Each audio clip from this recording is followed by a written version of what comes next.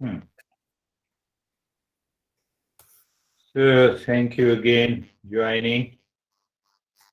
As we have been talking about the higher sadhana means the higher practices, and we are understanding the what is the knowledge of the real self, what is exactly the applied dispassion and discernment, what is illusion, delusion, and the wrong notions. We picked up these questions. Then what exactly, when we have been talking more about emotional dependence, but what exactly is emotional freedom or the pure love?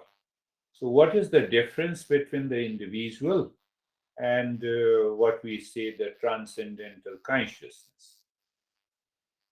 So, and how to remove the suffering and the delusion uh, from our life. And we just start living, thinking, and speaking in the world uh, so that it gives us a clear understanding that these delusions have gone. So, last time we discussed about how the three diseases creates an ego. So, ego is created by these three diseases and it continues the wrong notion because it is based on the wrong notion. We need not to fight with it, but we need what we need. I was uh,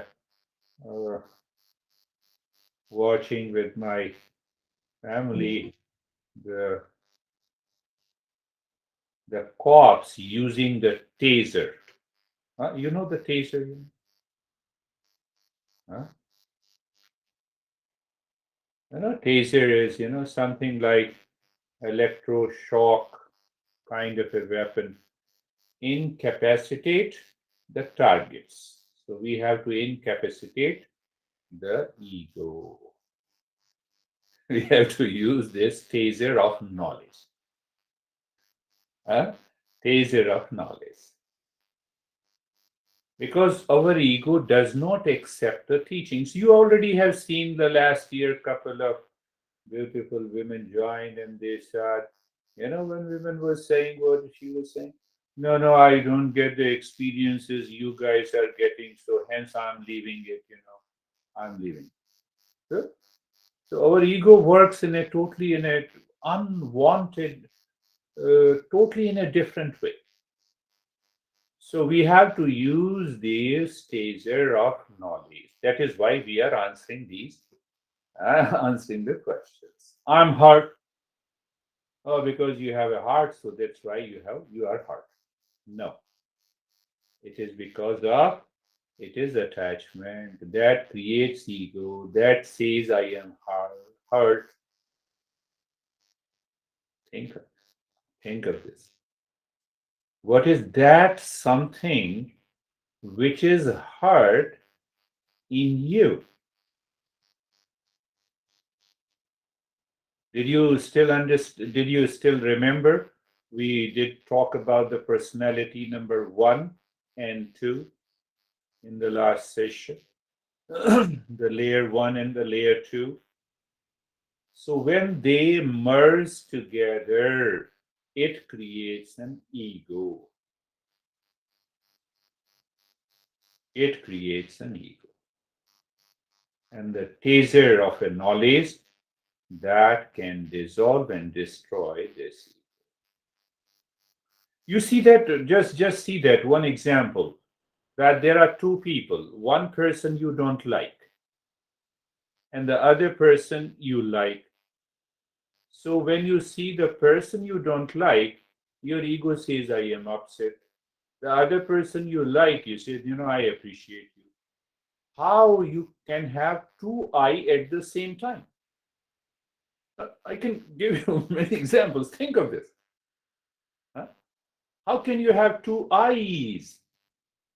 I'm upset, I'm stressed, I'm hurt, huh?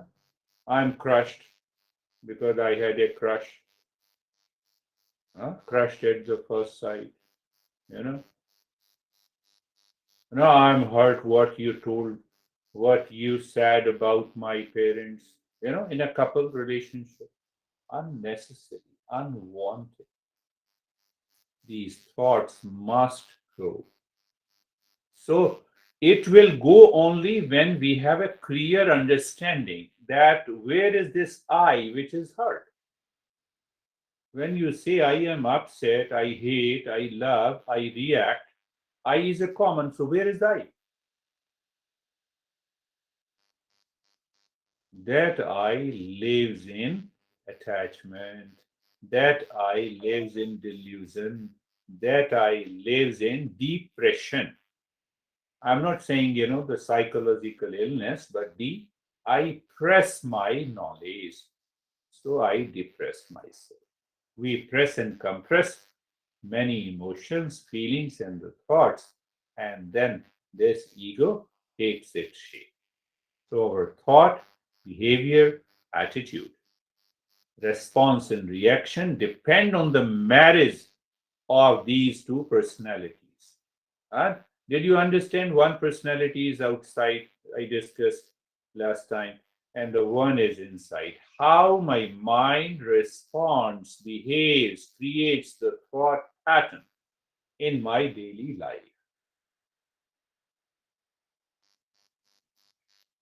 Our thoughts, behavior, attitude, response, and reaction depend on the marriage between these two layers of our personality that results into delusion. And this delusion is nothing but a superimposition. Superimposition. It is nothing but a superimposition. So if you remove that superimposition by understanding, by the knowledge, you will find, there is no ego at all. Why should I be upset? If you are wrong, so you be wrong. Why should I be upset because you are wrong? Why should I feel inferior if you are good? Let me appreciate you are good.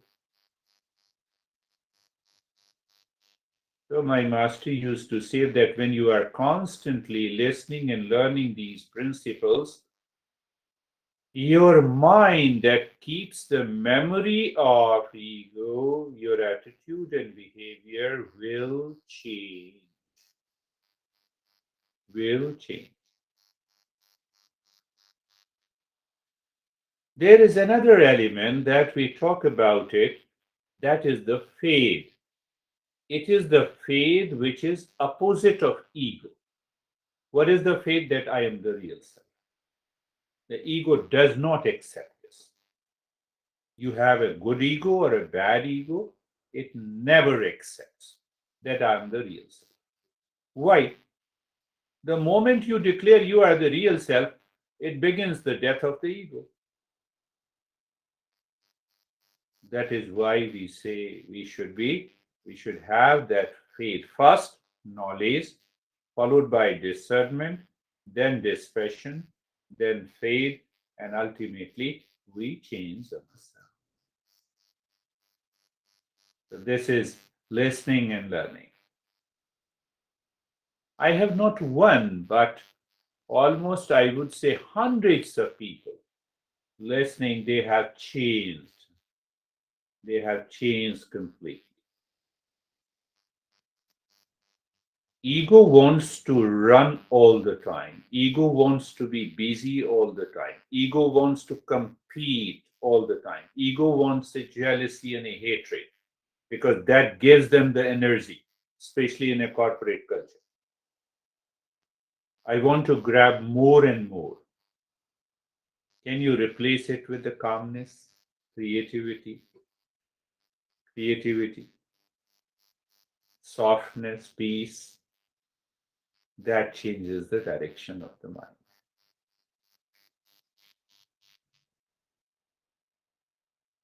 What we are working on, uh, I think a week ago we had a session that there are three factors that can change my entire life: knowledge, love, and action.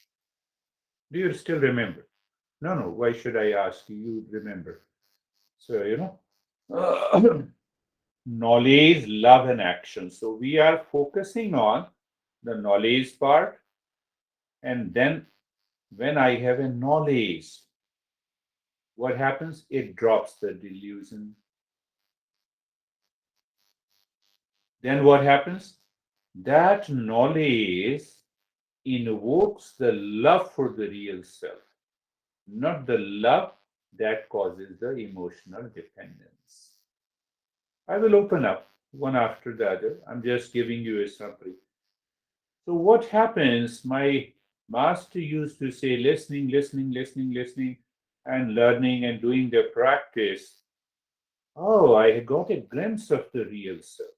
Intellectual understanding is there, but constantly learning these principles, you have a glimpse of your real self. And the once you have a glimpse of the real self, you have the love for the real self, and then you have a love for the real self. Then what happens? The third layer is made up of shreyas. It is present within. You start living in shreyas. Ego that lives with the delusion and suffering must die its own death. The taser of the knowledge should incapacitate this ego. Are you getting it? I believe you are getting it. You're learning knowledge of the real self, love for the knowledge of real self, and then action in thought, in speech, in action. What did I? What did we hear? Knowledge of the real self. One, love for the knowledge of real self, then action in thinking, speaking will change. Ego dies its own death. But if it is not supported by discernment, dispassion, faith, living life with a journey in the mind, what should I do? If someone says you something, option is there, I should get upset. That ego get upset, or ego maintains the calmness. It can happen in the family also. It can happen with our own relationship. It can happen with the stranger. Last year, I think I was in TJ Maxx, and so this woman was bubbling with the laughing. It's really good. I appreciated her. I said, "You always laugh and smile?" She said, "Yes." I said, "Do you also smile and laugh at your home?" "No, never." See the duality. So, life should be a journey directed by the knowledge, love, and action. Then you need not to make a complaint that nobody loves you. Did I say you love me? So when you say you don't love me, why? I covered that topic. When you wander, when the mind is constantly wandering in life, that wandering mind is the name of delusion, likes and dislikes. I'm combining all those, you know. Wandering is a linear movement. Do you understand what I said? More money, more happiness, not possible. More pleasure, more happiness, not possible. I am single, get married, will be happy, not happiness is not possible. Happiness is not present in the linear movement. Are you getting it? Wandering mind says time is passing, what should I do? And the seeker says time is timeless. Timelessness. I'm not passing in time. I'm different from the time. Seeker says I'm single, I'm happy. I'm married, I'm happy. You challenge to the knowledge that ego which says I am stressed, because of others, because of relationship, because I am single, because I'm lonely.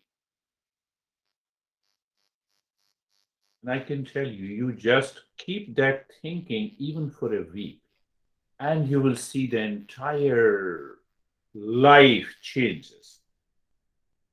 The wandering mind is uncontrolled mind. It makes you upset on anything and everything.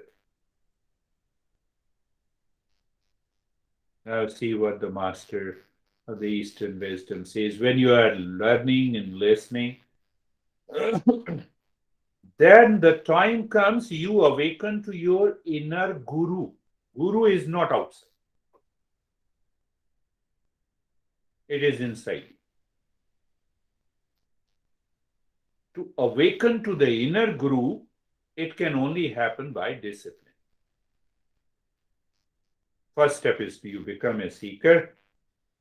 And when you become a seeker, you check that it is a wandering mind, linear movement, you drop it, you become a seeker, you fix the goal of life is the self-discovery. Then you follow the journey. You will find the inner guru. So that inner guru first appears at the third level, which says, no, calm down, continue calm, no hesitation, no running. No, but everyone is running in the world. Let them run. Let them run. Let them. I'm not doing it. I'm not doing any action impulsively, habitually. What is going to happen? The ego dies its own death. Think of it. Think again and again. Again, remember, when we talk of knowledge, it is discernment, it is dispassion, it is faith. The knowledge, discernment, and dispassion, and the faith does the miracle in life. It does the magic. Now you all are seekers, that's what I'm saying. A tremendous faith in yourself.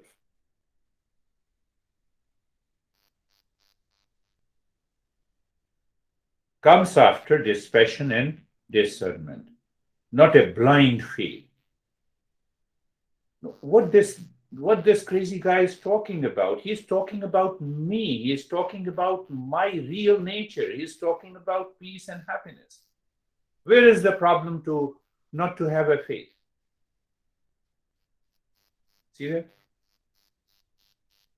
That is the logic my master used to say. I'm talking about you. I'm not interested in talking about myself. So what is going to happen? Knowledge, discernment, dispassion, faith is there. Inner guru awakens. Inner teacher is awakened. And when the inner teacher is awakened in you, you wake up in the morning and your mind reminds you, repeats, demands you to follow the path of the Shreyas. Ego is gone. The outer teacher will not work all the time. Inner guru is always at work for you. We have to awaken to that inner.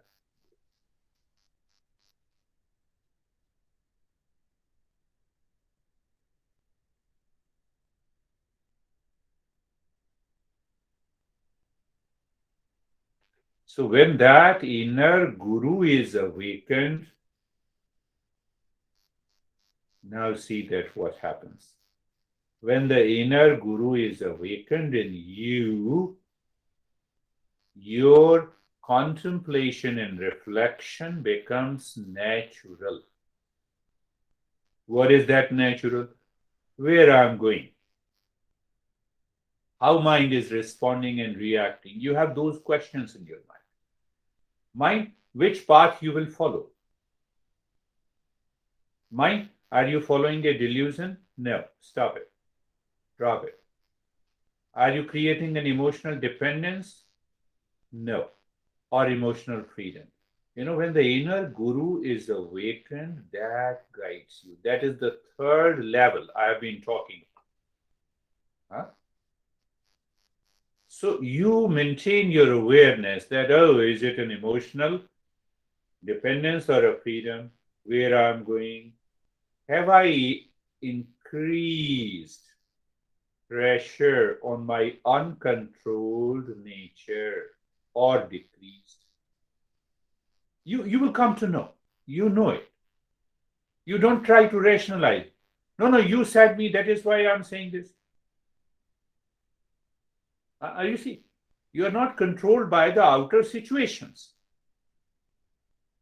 because that inner guru is present in you. It will hold you.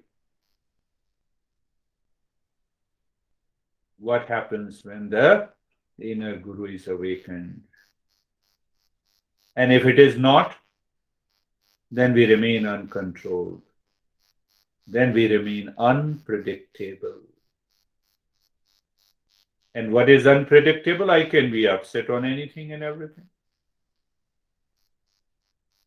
Even if you smile and you smile in appreciation, and I see why you're smiling. Are you making fun of me? Think of this. We have done this. I have done this many a times. Ego that comes up. We are upset on anything and everything. We go on increasing being upset. Pressure of ego is too much.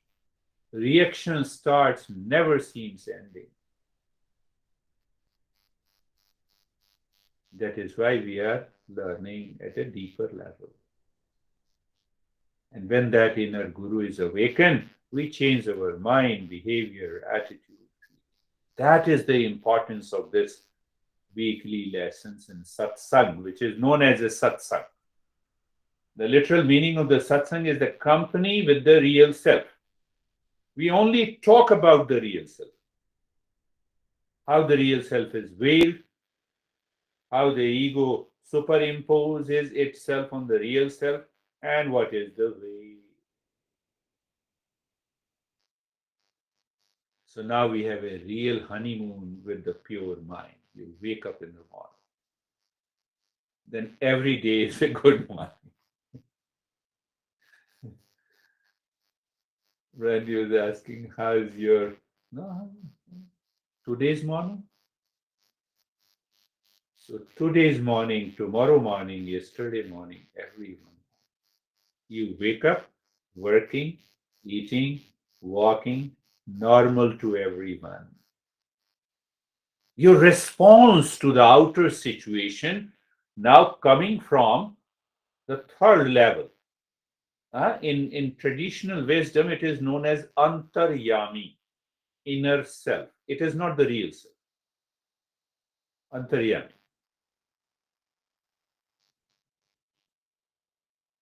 I can tell you a lot of things in this regard that you wake up in the morning and mind says, okay, keep lying on the bed. The inner self says, what the hell you are doing?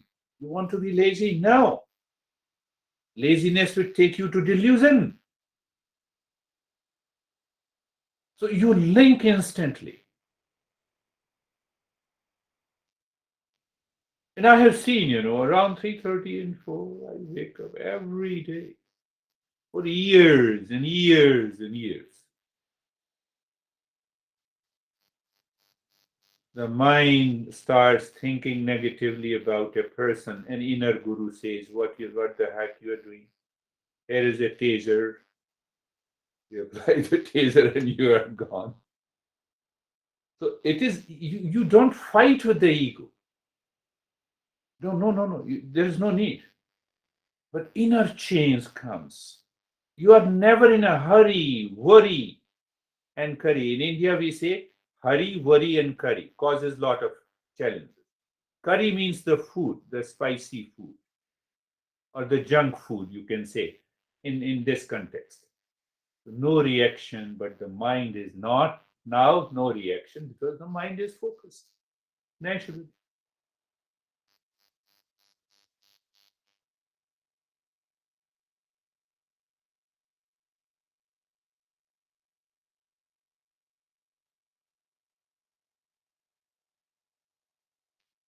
So this is that you are going to replace the outer guru with the inner guru gradually.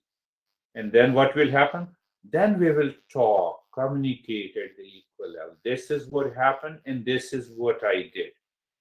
And this is the way I'm going to work in my life. The journey of the life, the goal of the life is totally fixed. It is to evolve and help everyone to evolve in any situation, in every situation.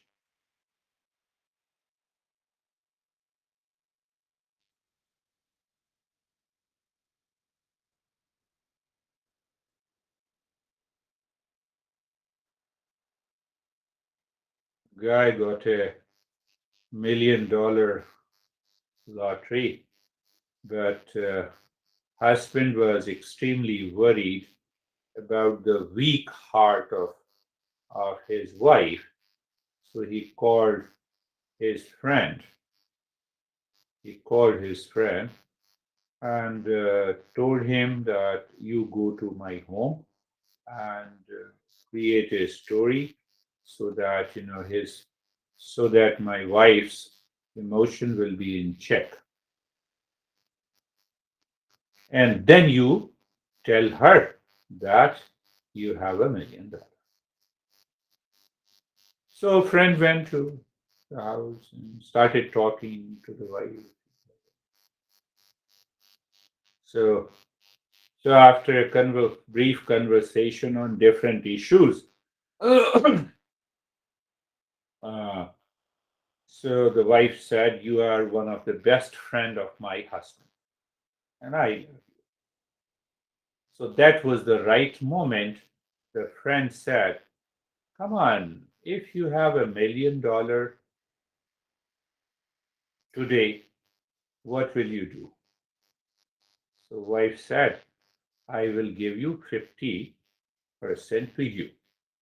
So his friend fainted.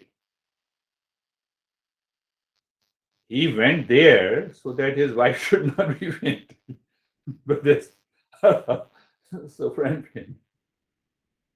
So this is what happens when we live with the delusion, when we live with the ego. So don't find that opportunity. Don't create that wrong situation in your life. So let us start our practice. Now eyes are closed. Eyes are closed.